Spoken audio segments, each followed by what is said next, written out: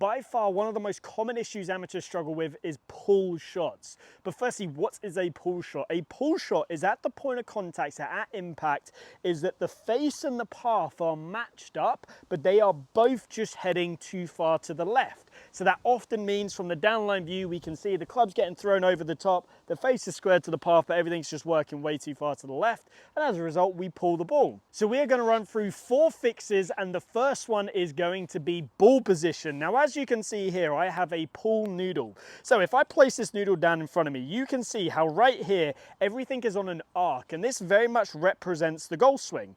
Now, if I place this noodle right by the ball and I start to move it back and back and back and back, aka the ball position is too far forwards, you can actually see that where the pull noodle is relative to the ball is going to the left.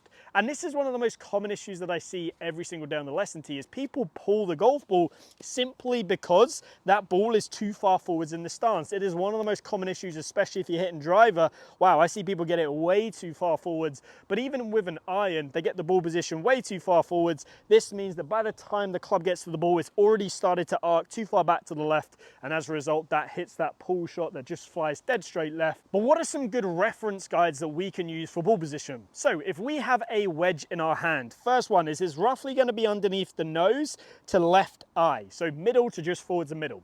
If we've got an iron in our hands, it's going to be underneath the left eye to left ear. And if we've got, say, a driver in our hands, it's going to be underneath the left armpit.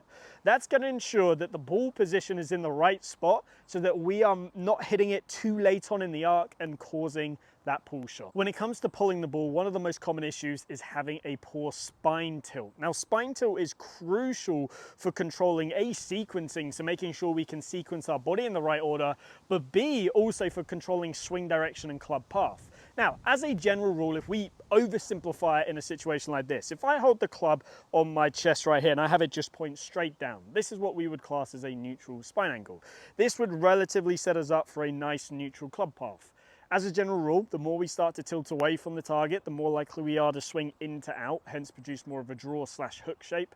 The more likely we are to tilt towards the target, the more likely we're going to be to swing out to in, create more of a fade shape or a slice shape. So, what is one of the most common issues that I see every single day? Well, at address, golfers get into a position that looks like this, then they reverse pivot, and then on the way down, their spine is still leaning towards the target. And as you can imagine, as you can see from the downline view, when I get into that position, the club has got no real option but to swing over the top. So, this all starts from the address position. Really simple drill that's going to help you. Grab your golf club, hold it on the buttons of your top and on your belt buckle right here, bend forwards. And as you can see, this has created a tail. Now, if your tail is pointing back of middle, that's no good. Your spine's going to be leaning towards the target. So instead, what I want to see is that you bump your hips towards the target so your tail is pointing forwards of middle. As a result, you can see that I am in this nice tilted position. Now, don't go too crazy. I would say anywhere between the heel line and the middle of your stance, so somewhere about halfway in between there, is going to be absolutely perfect. This is going to put us into a position to where we can now encourage a better pivot in the backswing. Now, let's move on to the backswing and what we're trying to see there. So once we're in this good setup position, pelvis slightly closer towards the target, spine tilt away. As we turn back, we want to make sure, A, that the pelvis doesn't work too lateral, creating this sort of tilted position back towards the target. And B, we want to make sure that we can turn our left shoulder more behind the ball in this situation. A couple of great feels for you. As you grip this club, hold it on your shoulders right here. I want you, as you turn, to feel like you turn your trail hip back and around and keep the pressure more in the inside part of the trail foot. One of the most common reasons I see people's spine angle starts leaning towards the target is because the pressure goes to the outside part of the foot, causes the pelvis to move.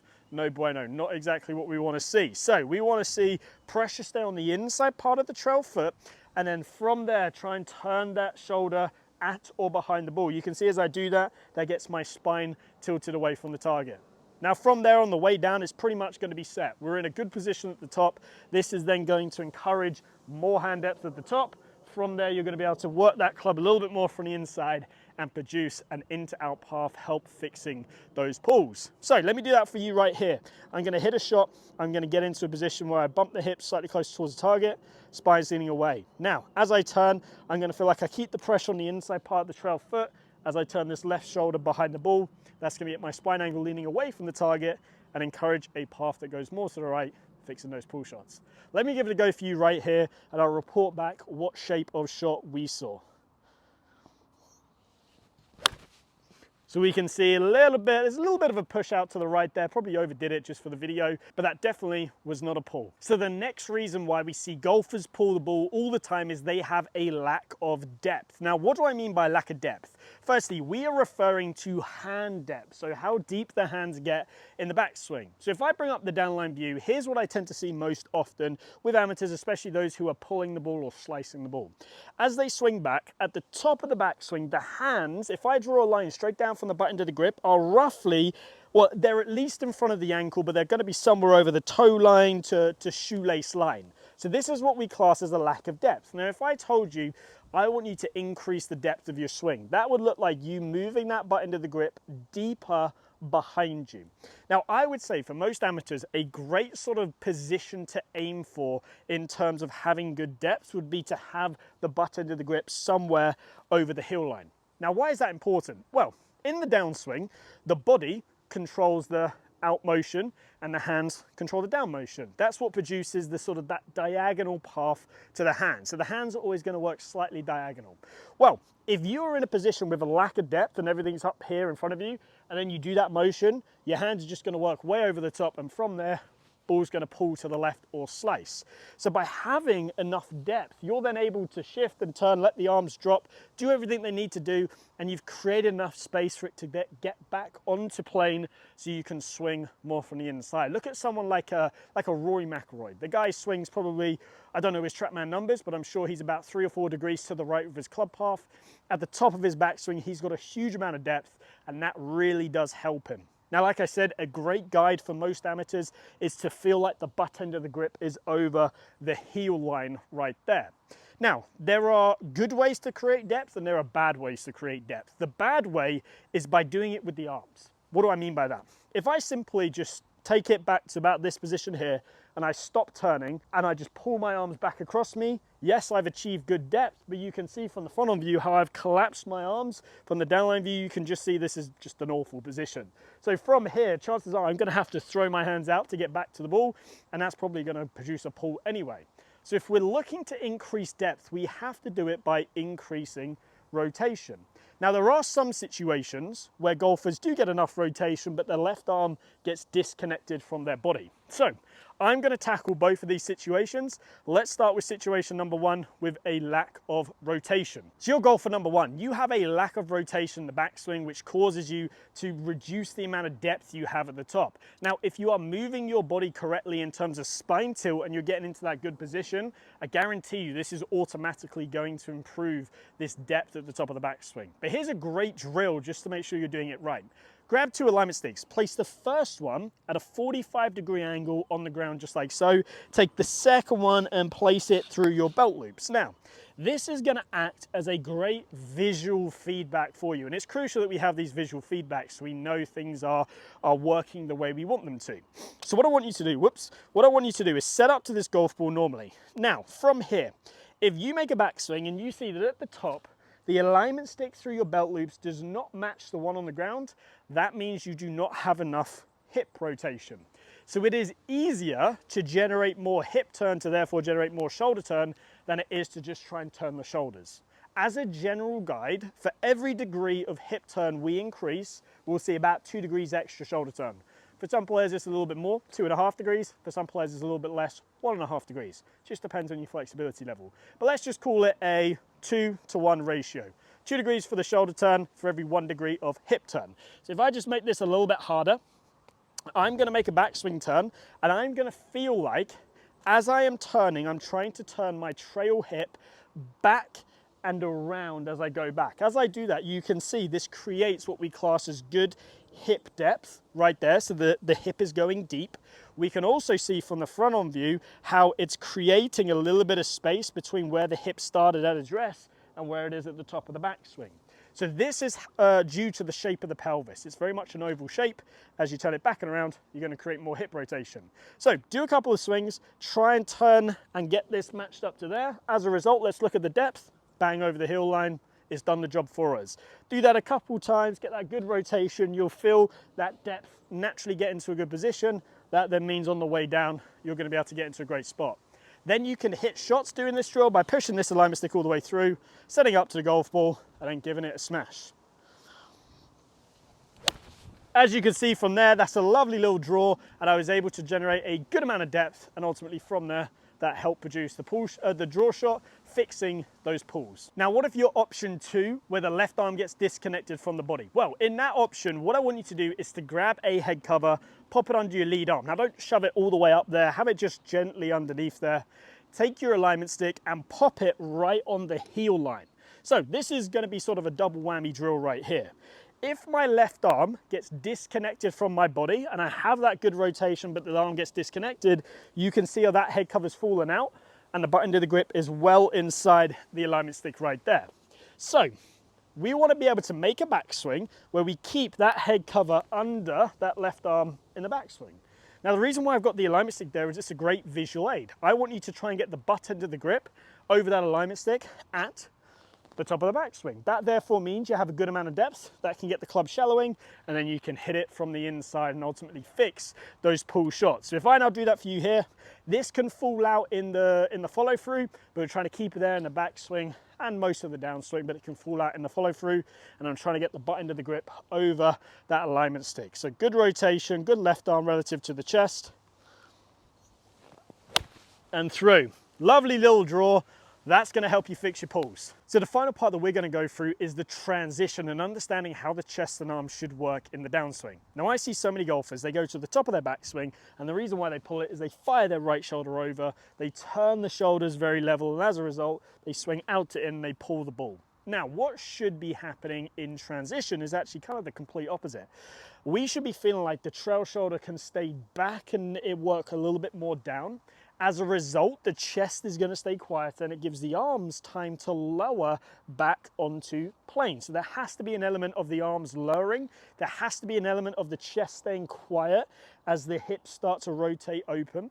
And there has to be an element of us starting to work into right bend. Now, straight away, I know what you're thinking. You're like, oh my God, there's so much stuff to think about. And trust me, it can get overwhelming sometimes, but let's give you some really simple drills that are just going to allow you to boil it down to one simple feel. So option number 1 that you have is to focus more on the arms. So what I want you to do is go to the top, and your feeling, if you are this golfer that does this, is that you keep your chest pointing back towards the camera, and as you do that, your hands are just going to work straight down towards your trail foot. So you're keeping your chest closed and your hands work straight down here. You can see as I do that, this is a huge over exaggeration. Now in reality, my body is going to be turning. So it is not going to get into this position. It's never going to get that deep. In reality, as I do this, my body is going to start to turn. You can see that gets the club back in front of me, and ultimately from there, it will produce a little bit more of an in to out path, but it's not going to be as extreme as it's looking right there. So to the top, from here, go straight down into this position. I feel my chest closed and my arms working down. Now there's a drill out there, which I believe Pete Cowan came up with. Don't quote me on that, but I believe this is Pete Cowan's drill. Absolutely fantastic drill, love it. Going to share it with you right now. So grab the club in your lead hand, hike it up at 90 degrees, and then bring it so it's in line with your toe line. So you've got this 90-degree angle right here. Take your trail hand and place it away from you in this position. So you can see 90-degree angle with the trail hand, 90-degree angle with the lead hand. Now from there, turn to the top of your backswing and then pump this back down to the starting position. So just straight back down. So you're here and then straight back down. As you do this, you will feel what it feels like to work those hands down as your chest stays closed. If you go to the top and you throw the chest open, you're going to see how it just messes the whole drill up. So we're starting in this position, we're going to the top, and then we're bringing it back to this position. You can feel this arm start to release the club. It feels to me like my hands are working straight down towards my trail foot. Now, once you've done that a couple times, and again, you could do that with any club, you can then set up to the ball and go right to the top, chest stays closed, hands work down, and then all the way through. If I hit a shot for you now with this feeling, you're gonna see probably quite a big overdraw, because this is something that I don't struggle with, but you will definitely see me swing more from the inside as I do it, and I definitely won't pull this golf shot. So if I set up to the ball here, I'm going there, chest stays closed, arms are feeling like they work down towards the trail first, straight down. Now, the second way we can go about fixing this is actually understanding a little bit more to do with this side bend concept. So what happens in the downswing is as we swing to the top, we will see that the trail shoulder will start to work slightly down and then around. Reason for this is because we have to maintain the same shoulder tilt. So what I want you to do for a great drill is grab 2 alignment sticks, place the first alignment stick through your belt loops, roughly like so, and have it so maybe 2/3 are away from the target. Same thing with this one. Place this one on your shoulders 2/3 away from the target. If I drop the club there. Now, as I swing to the top, you can see at the top of the backswing, I have some inclination to my shoulders. Reason for this is because we start in forward bend, we then move in the backswing into what we class as left bend, and we now have to substitute that in the downswing from left bend back to forward bend into right bend. So you can see at impact, I have this good shoulder inclination right there, and I have a lot of curvature in this right side. Well, as you could probably see doing this drill, I hit this alignment stick right there with this one. That is a great indicator that I had enough side bend on the way down and that I got some great inclination to my shoulders. If I do that with the club, I'm going to swing down on plane. So if I'm that golfer who's pulling it and swinging over the top, as I do this, I will probably see something like that. You can see how this alignment stick came over the top of the one from my belt loops, ultimately got me in a position to where I wasn't going to make contact, and chances are I didn't have enough side bend and I'm going to pull it. So if I'm here, go to the top, I've got my good left bend, now substitute it for right bend as I turn, and you can see I've hit this before I've got to the ball. Once you've done that a couple of times, you will then learn what it feels like. Okay, this is the feeling. I go to the top, left shoulder down and around, come back down, right shoulder down and around, and you'll feel like your right shoulder's pointing a little bit more towards the ball. And again, that's a feel versus real. So to the top, left shoulder down, on the way down, right shoulder down. You can see as I do that, the club path is definitely going to work a lot more into out, ultimately helping us fix those pulls. Let me give it a go for you right here. So if I'm doing a bad one, the right shoulder will work high, not enough right bend. If I do a good one, right shoulder is going to work a little bit more down, matching that shoulder plane that we have through the swing. So there you have it. Those are 4 ways that you can use to help fix your pull shots. Now, pull shot is one of the most common shots out there. And again, it's the same if you're a slicer. Chances are you're swinging over the top. All 4 of those are going to be absolutely vital for allowing you to fix that pull shot. Now, if you need a little bit more one-to-one help, I offer online coaching on the Skillist platform. The link is down below in the description, so please click that and find out some more information on it. If you've enjoyed today's video, please give it a like and subscribe, as it really helps my channel out, and I hope to see you back here soon.